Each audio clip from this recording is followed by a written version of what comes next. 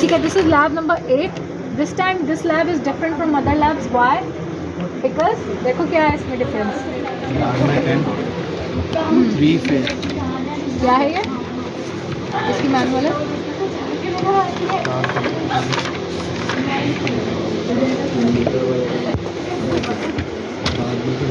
Ten और 11.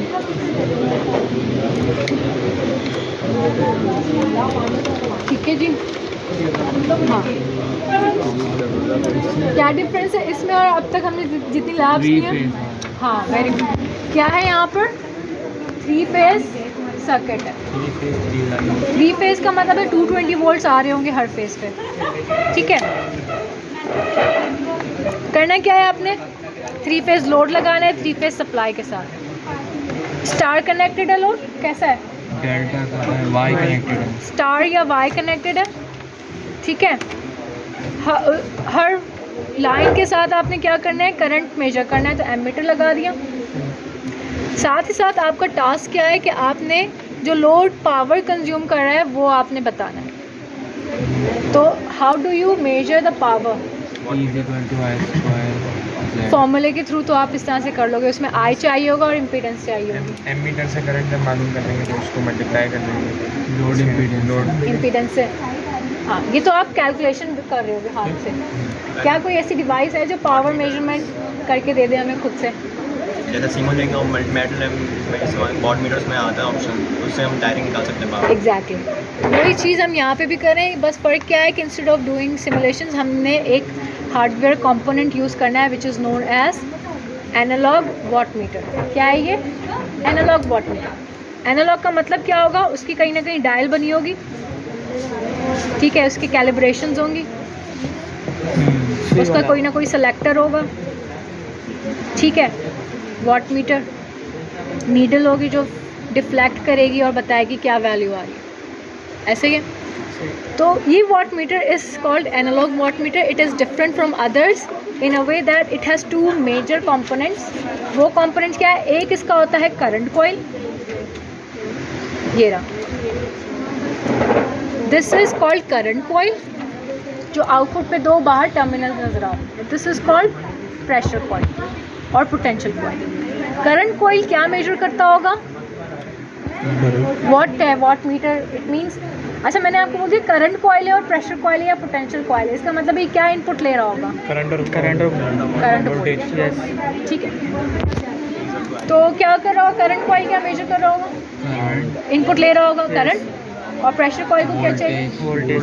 तो current coil series में लगनी चाहिए. जी. लाइन जो भी आप लाइन में लगाओगे. और प्रेशर कॉइल को पैरेलल. तो यही बना हुआ है. ये देखो ये रहा. There are 3 phase red yellow blue. Current coil in series, pressure coil in parallel. ठीक है.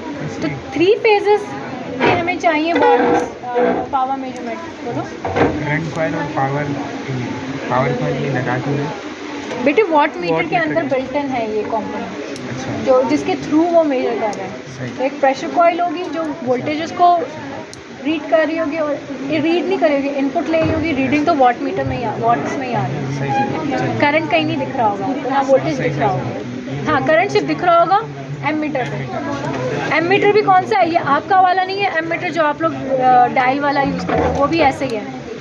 कैलिब्रेशन वाला एनालॉग. Very good. एनालॉग ऐसा. मतलब ये वॉट मीटर जो है ये इसके अंदर बिल्ट इन करंट कॉइल है और प्रेशर कॉइल है. ये एक वोल्टेज मेजर करेगा, करंट मेजर करेगा और मल्टीप्लाई करके पावर देगा. खुद इंस्टॉल एग्जैक्ट. अभी खत्म है. करना क्या होगा? आपने कुछ नहीं करना होगा.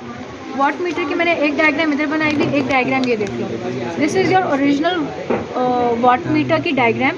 वो ये करंट कॉइल के 2 प्रोब्स हैं. ये उठाओगे कहाँ लगा दोगे? अगर ये लाइन जा रही है इसको लगा दोगे करंट कॉइल का एक एंड C1 एक एंड C2 सीरीज़ में. जैसे फॉर एग्जांपल ये रेड है, रेड येलो ब्लू न्यूट्रल. तो ये वाला उठाओगे P1 फॉर एग्जांपल और दिस इज़ P2. एक P1 को C1 के साथ कॉमन कर दो.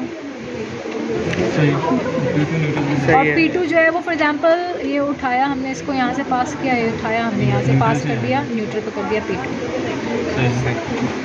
सही है बिल्कुल। अब जो ये रीडिंग दे रहा होगा वो पर फेज दे रहा होगा, पर फेज कितनी पावर, 900। लेकिन हमें 3 फेजेस की चाहिए ऑब्वियसली, तो तीनों फेजेस पे हमने 3 वाट मीटर कर दिया। That is why this method of measuring power is called 3 watt meter method. जैसे अगर बैलेंस्ड है तो एक का निकाल के मल्टीप्लाई में दिस इज़ व्हाट इन्होंने क्या किया है, आपकी मैंने ना उल्टा कर दिया। पहले उन्होंने कहा कि पर फेज निकाल लो, इन्होंने कुछ डायग्राम भी बनाई हुई बच्चों के लिए आसानी के लिए। सिंगल फेज का पहले कॉन्सेप्ट ले लें, फिर 3 फेज। हमने क्या किया, हम रिवर्स ले, हमने कहा पहले 3 फेज को कर लें। आपने बिल्कुल सही कहा। सिंगल फेज अगर आपके पास for example watt meters shortage है, you are short in watt meters, आप सिंगल फेज का कर लो because the system is balanced. So instead of using 3 you can use just a single.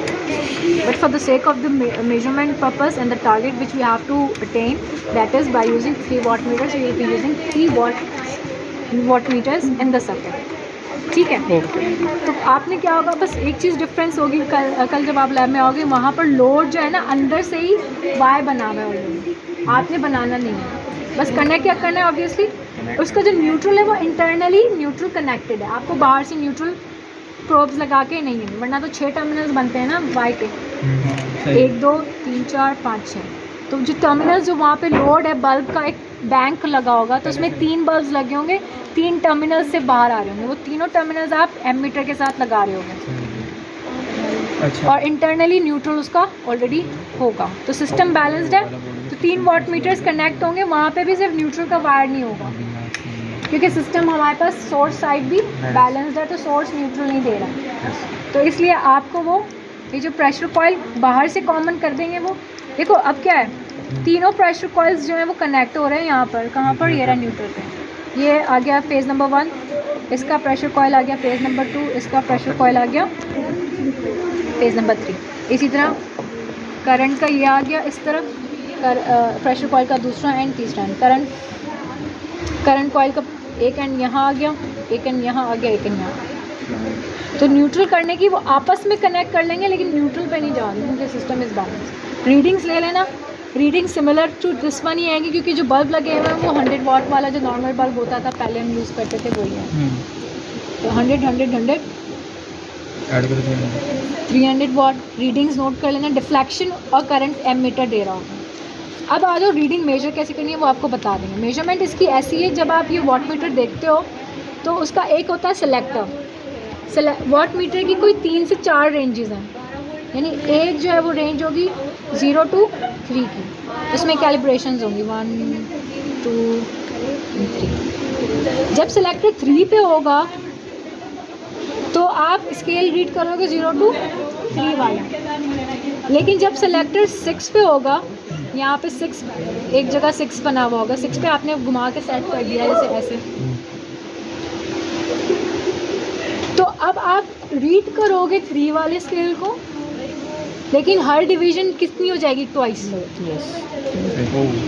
तो आप फॉर एग्जांपल अगर मैं इस डिवीजन पे करूँ, जैसे for example division number 5, but your selector is on 6, तो मैं 5 मेजर कर रही हूँ लेकिन लिख रही हूँ कॉपी पे 10, तो हमने मल्टीप्लाइंग फैक्टर लगाना है। Same goes for ammeter, same goes for ammeter. बस फ़र्क क्या है, एक फ़र्क ये एमीटर का हो गया वाट मीटर में, और इसमें फ़र्क क्या है कि वाट मीटर में एक मल्टीप्लाइंग फैक्टर अलग से भी है, उसमें इन्होंने डिफ़ाइन कर दिया 480 वोल्ट्स। अगर सिलेक्टर 480 वोल्ट्स पे लगा हुआ है तो 480 का मल्टीप्लाइंग फैक्टर वहाँ पे लिखा होगा शायद 5 वाट। इसका मतलब है जब आपका सिलेक्टर 480 वोल्ट्स पे सेट होगा तो मल्टीप्लाइंग फैक्टर रीडिंग जो भी आप रीड कर रहे होगे ना उसको 5 से मल्टीप्लाई करें। जब आपने सिलेक्टर 220 वोल्ट्स पे सेट किया होगा तो उसका सिलेक्टर फॉर एग्जांपल 10 वाट, तो आप हर रीडिंग को किससे मल्टीप्लाई कर रहे होगे, 10 से। तो वाट मीटर में यहाँ पर मल्टीप्लाइंग फैक्टर ऑलरेडी गिवन है, एमीटर में सेलेक्टर देख के आपने खुद से करना है। Got it?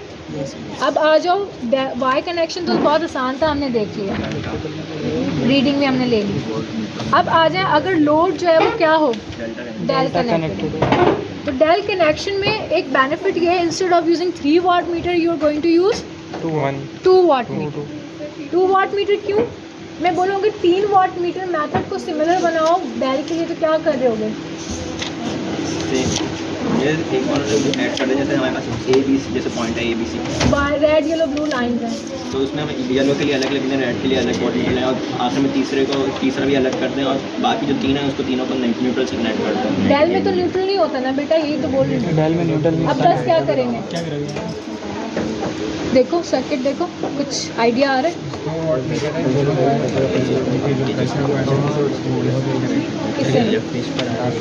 लास्ट वाला क्या, वेरी गुड। क्या पॉइंट इन्होंने बता दिया, क्या पॉइंट बताया इन्होंने बॉयज? इन्होंने कहा चूंकि डेल है, डेल में न्यूट्रल नहीं होता है और हमारे पास बेनिफिट हो रहा है, instead of using 3 we can use 2 watt meters by using 1 phase as common for other 2। यही हुआ है। प्रेशर कॉइल इन्होंने, अच्छा देखो डायग्राम थोड़ी सी ऐसी है, हमेशा हम जंपिंग इस तरह से दिखाते हैं बाइस।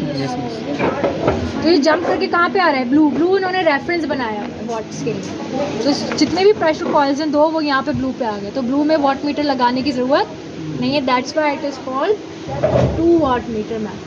तो अब जो टोटल पावर आ रही होगी वो इन दोनों का सम होगी, और वहाँ पर जो टोटल पावर आ रही थी वो तीनों का सम, क्योंकि 3 फेज।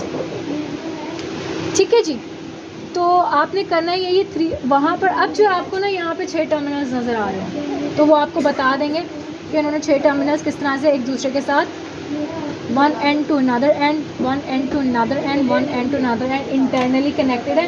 बाहर से सिर्फ आपको ना जंपर्स ऐसे ऐसे यहाँ पे कर देना है, ताकि ये जो बीच में गैप आ रहा है, सर्किट का ब्रेक आ रहा है, वो बाहर से मेकअप हो जाए। ये दोनों पॉइंट्स ऐसे होंगे जैसे खुले हुए, ये डेल लोड का एक पॉइंट, ये डेल लोड का दूसरा पॉइंट, और यहाँ पे वो प्रोब का ऑप्शन ऐसे खुला हुआ होगा, ऐसे मतलब कि ऐसे 2 ये खुले हुए होंगे यहाँ से, यहाँ पर आप लीड्स लगा दो। नहीं, जैसे पीछे ये बॉक्सेस रखे हैं, हाँ ऐसे वाले टर्मिनल्स आपको मिले होंगे। ठीक। वही सेम वाट मीटर और करंट कॉइल सीरीज़ में लगाएंगे, प्रेशर कॉइल को एक जगह कॉमन कर लेंगे और एमीटर्स तीनों के रीड कर लेंगे। एमीटर की रीडिंग बता दी, कैलिब्रेशंस बता दी, प्रेशर कॉइल का कॉन्सेप्ट बता दिया, करंट कॉइल का कॉन्सेप्ट बता दिया, 2 और 3 वाट मीटर का डिफरेंस बता दिया, वायर डायल का डिफरेंस बता दिया मैंने आपको। हाँ, अब क्वेश्चन आते हैं पावर फैक्टर कैसे फाइंड आउट करोगे? टोटल वाट पता है,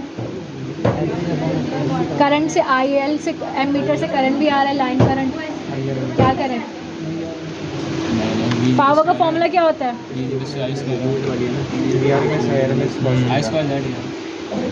VI है ना, वो तो ये मैक्सिमम वोल्टेज आ रहे हैं तो 1/2 VI Vmax Imax cos theta, voltage भी हमें पता है, करंट भी हमें पता है, पावर भी हमें पता है, तो cos थीटा निकालें। सही है, ये VRMS है या फिर जो है ये मैक्सिमम वोल्टेज है? मैक्सिमम होगा तो डिवाइड करोगे, डिवाइड बाय 2 RMS है तो डायरेक्ट करंट ले लो, तो जो करंट यहाँ से मेजर होके आ रहा है वही यूज होगा।